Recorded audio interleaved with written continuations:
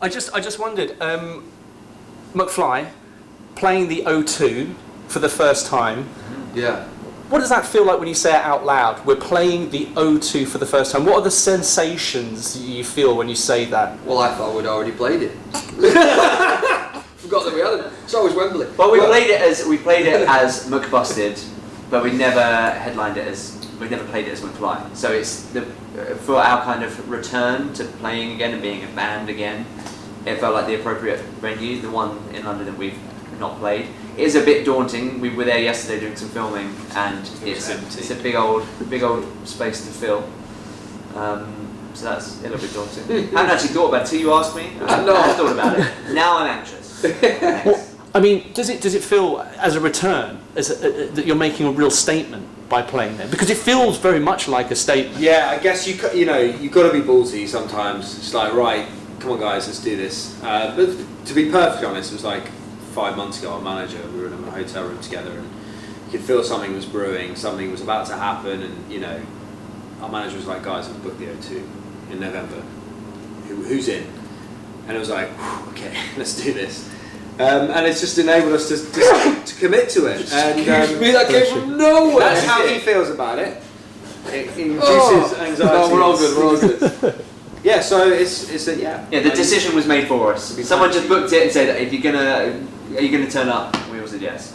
So in that case, that begs the question, if someone hadn't booked it and said, right, you're doing it, would you have ever have thought about playing it? Would you have ever dared about playing? No, it's not a job to make that cool, is it? That's other people's risk, not ours. We just do what we're told. and earlier on, Tom, you mentioned that you felt like, I think you spoke perhaps behalf on the band, I don't know, but you said you felt like there was a void in your life and in perhaps your lives during the hiatus. What was that like? Was it every day that you felt that there was a kind of part of you missing? Or did it kind of ever come to you sort of in waves now? Well, I think it's been 3 years. Personally, for me, the first 2 years, the first year was the toughest. And then I think after a couple of years, I kind of made peace with it and tried to accept that there was nothing I could do about it. Just stop trying to force the issue and just hope and believe that it will happen. So yeah, that's me personally. Yeah, I feel like it's been a real emotional journey, I'm sure for all of us. Trying to figure out what happened to us and why the band wasn't happening. And I feel like at first, I almost found it easier at first, just to be like, I don't think it's gonna. I've just got to get on because it's not gonna happen. And then it just suddenly the realization of that. There were like moments where I'd see something about Mcfly. Actually, one of the most emotional moments was I saw a performance of us, and I looked at my guitar and it was sitting on my wall. No, it was in the case. The guitar case was next to my wall, and I was like, I've been on such an amazing journey with that guitar. I travelled all around the world playing with you guys, and now it's just sitting, gathering dust in the corner of my room. And I suddenly felt like this overwhelming sadness of like, what are we, like, where's the band? Like, what are we doing? So it's been a real kind of emotional journey. When cab drivers asked me what I did for a living, I changed musician to magician, and that just stopped them asking any more questions. Did you really? It's a good story though. Yeah, it's a good choice. Because you could then disappear without paying. Yeah. And they'd be like, wow, Yeah. what happened there? Sorry to kind of like give you maybe a thought of how much you could have saved on cab fares. And you also talked about your friendship as well, about how it reached quite a low point during that period, or was it?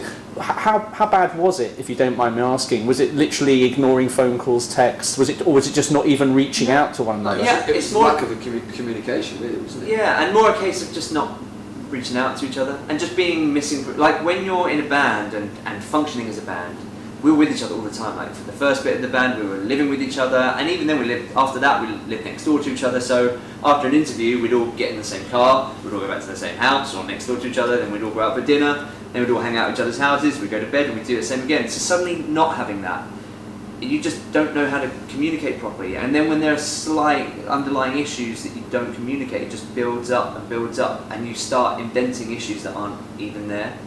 And the problem, I guess, was just not knowing how to deal with that and not knowing the journey out.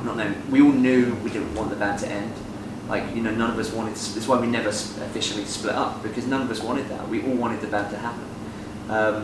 Yeah, I think we learned how to communicate on a professional, creative level, but on an emotional level, especially being away.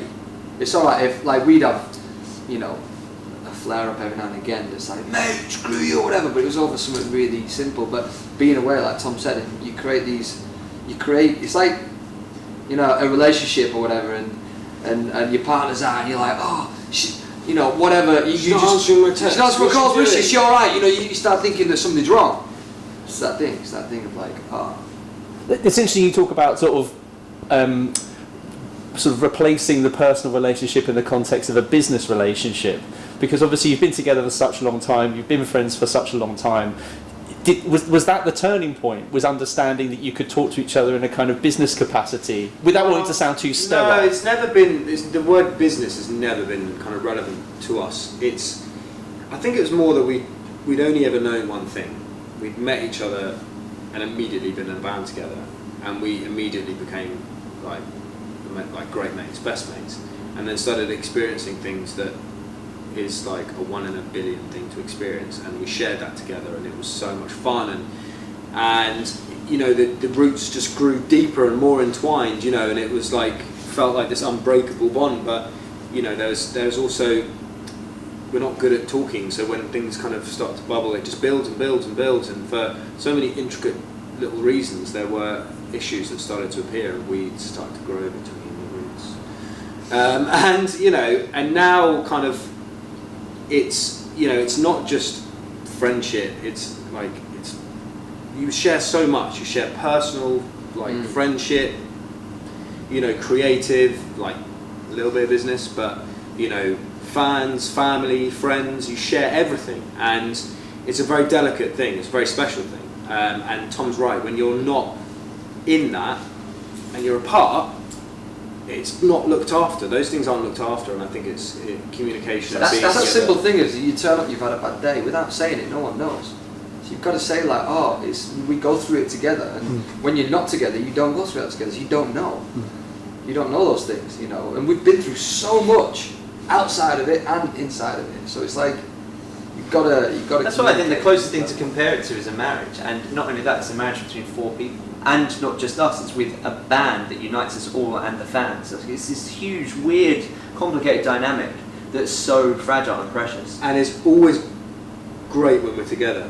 Yeah. The only time it starts to like, get weird is like when there's time apart, and like, why is this happening? Why's that happening? That's why it's a bit like when a married couple have a break, but they don't get divorced and start questioning and then the jealousy starts. You're questioning what's happening with the other one. They're off with their friend group and I'm not there, and what's going on. And that is literally what it felt like, and not communicating properly during that period, but knowing you still love that person and you don't ever want to get divorced. Like, that's what the band has felt like, and we just didn't know how to get back to Mcfly.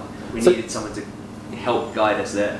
Sorry to interrupt. I was going to say, so in a really crass way, is this like the makeup sex? Is this the makeup sex? Well, I use I use the metaphor renewing our vows, but I think I prefer yours. Yeah, that's what the O2 is. Mm-hmm. But it's a whoa too. and I just want to ask about the lost songs as well. Were these things niggling away at you? Massively. Yes. Yeah. Were they just there? They've been niggling at me for years, and it's 9 years worth. Yeah, and you got writing new songs and getting new songs that you're excited about is the most awesome thing about being in a band, and then to suddenly not have anyone hear them is the most frustrating thing. And we kind of reluctantly, put them on the shelf for McBusted, because at first we didn't know what McBusted was. It was like, really, we're shelving that? But then when McBusted got out of control, it was like, okay, we kind of have to run with this. And then after 2 and a bit years of that, McBusted finished and those songs still were on the shelf collecting dust, and it was this really frustrating thing. And McFly wasn't happening. It was just like they're gone, and that added to the whole kind of pain of it all. And now coming back and putting the O2 in the diary officially means we're a band again, spending more time together, the discussion of the songs come about, totally excited about them again, start listening to them again, let's put them out, like how we put them out, let's tell the story and let the fans kind of see the evolution of the band. And also, I think like realising that one of the blocks that I've had, like about like making the next album, have been not putting out these songs has been one of those blocks, because I feel like we put so much of our passion and creative energy into making those songs that we just for one reason or another never put out, and it's really difficult to be motivated to write the next Mcfly album until we give those songs the life that they deserve, and I think we only just realised that, like, and why it feels so perfect now to be putting these songs out and then drawing a line behind them so we can move forward. And when you were listening back to them, do you think, God, these guys were good?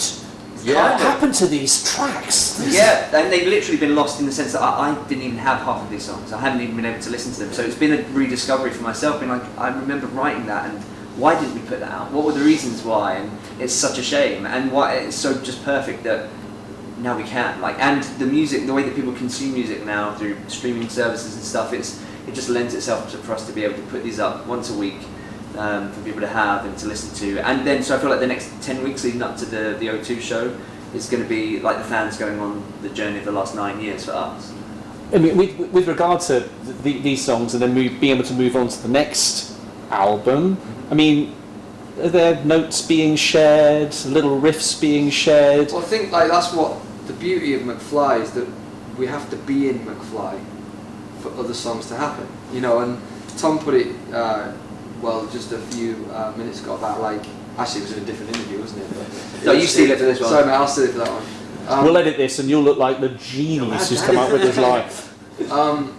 Is that we need to be in Mcfly, so like we need to know what, you know, Dougie's listening to, Tom's listening to, I'm listening to, Harry's listening to. We can't just write a song randomly and go, that's our single. And we've not been Mcfly for a while, so this is kind of our first day back at work. I mean, there are definitely, like, there's always seeds of ideas. Well, you think, I've got this idea I want to show, like, to gauge. The last trip we went on to write was when we weren't really a band, and everyone's heads were in completely different places, and people were playing songs, and we were playing this one and that one. It's like, what is this? Who are we? This is so, and it became like it just highlighted the issues. And so now, personally, everything's better. Everyone's more relaxed. It's more chilled, and it's exciting again. And it's like everyone's more accepting and listening, and it's kind of that's when I think that, you know, that's the time everything's kind of ready to go and right. So what are your inspirations then? What have been your inspirations recently that have got those creative juices Pretty much just gushing? Always goes back to, like, mate, you listened to the Beatles recently?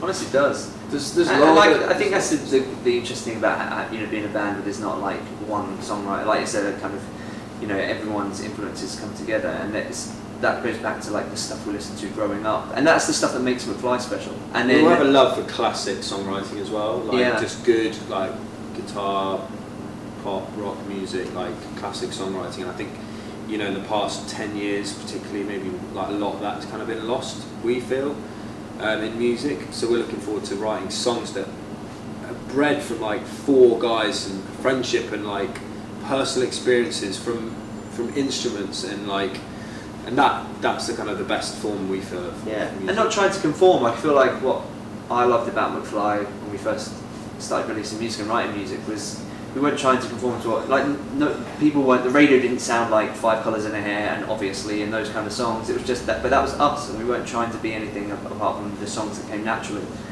And I feel like actually having this gap allows us to just do that and discover what band we are. And just finally, the O2 goes well. Let's just say it goes well, right? It's a given. Let's hope. How likely would a tour be? I mean, how would you feel about going on tour now that you have family commitments perhaps you didn't have previously? I mean, would you be looking forward to a tour? Yeah, Not getting up definitely. at 4 a.m. I kind of feel like touring is it's an inevitable part of being in a band, and it's something that we all love. Like, touring in the past for us has been the thing we look forward to the most, and something I can't wait to show my kids what that's like. Like coming down to the venues and hanging out and seeing catering in the dressing room and coming on stage for sound check. Like, that's going to be an amazing new experience for us all who have kids. And, you know, performing live in front of your fans is the best experience ever, with your best friends on stage. Like, you cannot beat that experience. And so I can't wait for that. But the O2 first. Does everyone feel the same about touring? 100%. Like, that's why we've not butted in. I speak for all. Gents, thank you for your time this morning. Congrats. Thank you so much. We appreciate it. Thank you.